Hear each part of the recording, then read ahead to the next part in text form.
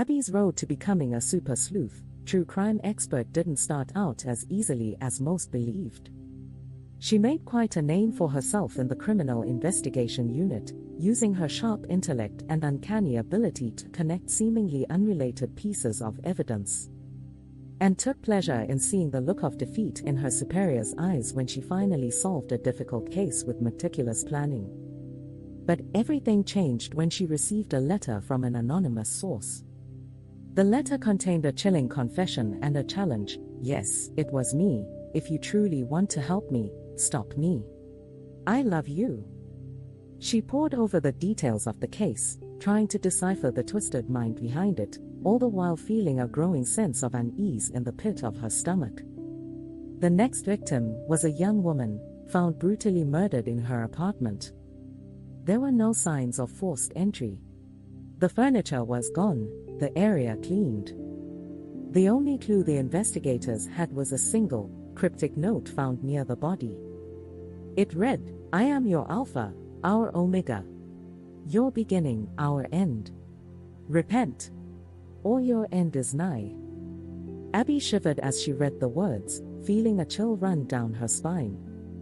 This time, she wasn't just solving a crime, she was fighting for her own survival. Abby began her investigation with a renewed sense of urgency. She pored over the autopsy report, analyzed the crime scene photos, and interviewed the victim's friends and family. As she delved deeper into the case, she began to uncover disturbing connections between the victim and herself. Now, it seemed that the killer was using their past against them, taunting Abby with clues that only she could understand. Finally, it hit her. She was too close to this one. The killer was her very own sister. With trembling hands, she picked up the phone to call her. No answer. Quickly, she raced over to her sister's place and noticed her car was still there. The lights were off, and there was no answer when she knocked on the door. She felt a sense of dread wash over her. With heart racing, Abby kicked in the door and quickly started looking for evidence linking her sister to the murder. She rifled through drawers and closets, and found a small box hidden at the back of a closet. Inside the box were photographs of the two of them together, along with a few journals detailing their childhood and the events that led to them growing apart. As she read through the pages, tears streaming down her face, she finally understood why her sister had become so twisted and angry. It turned out that their father had been abusive, both physically and emotionally. He favored Abby over her sister, and their mother did nothing to stop it. They grew up and her sister resented her for being the favorite. She became consumed by a desire for revenge. She spent more time with the wrong crowd, and eventually became the person she was today, a cold-blooded killer. Abby knew she had to stop her sister before she could hurt anyone else. With shaking hands, she called the police and gave them her location. As she waited for them to arrive, she couldn't help but feel a sense of guilt and sorrow wash over her. She felt like it was her fault. If only. The police arrived, took her statement, and arrested her sister without incident. There she was, in handcuffs.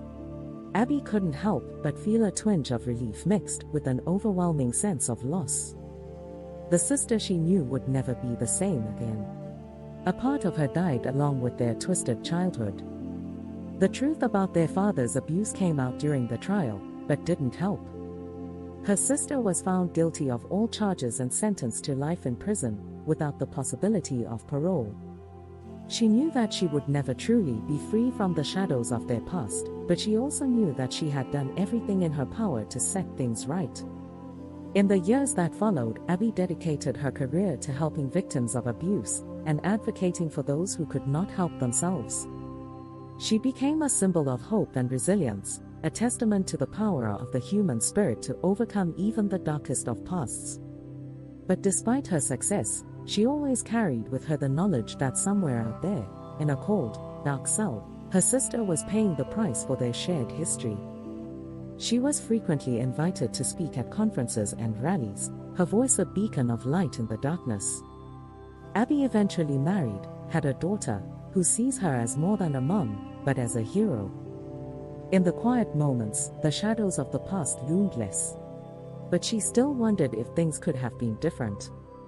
And so, she lived each day with gratitude and determination, using her experiences to make the world a better place, one small act of kindness at a time. And deep down, she likes to think that her sister, locked away in her cell, might be watching her from afar. But for now, she takes comfort in knowing she did all she could, and that was enough. She was often praised for her courage and resilience, her ability to turn tragedy into triumph. But beneath the accolades, a quiet voice reminded her of the sister she lost. One day, Abby received an unexpected letter from her sister, written in a shaky, barely legible scrawl. It was a confession, of sorts, an apology for the things she had done, the people she had hurt. It was also a plea for forgiveness, a desperate hope that Abby could find it in her heart to let go of the anger and the pain. Abby read the letter over and over again, tears streaming down her face. She knew that forgiveness was not about forgetting, about pretending that the past had never happened. Forgiveness was about letting go of the anger and the hurt, about finding peace in the midst of the chaos. And so, with a heavy heart, she wrote back, telling her sister that she forgave her, that she was not alone, and that there was still hope for them both. Abby never received a response. She actually never heard from her sister again. And still she carried on. Her past did not define her future. It was also a reminder to find the strength to face the darkness and forge a new path, no matter how difficult the journey might be.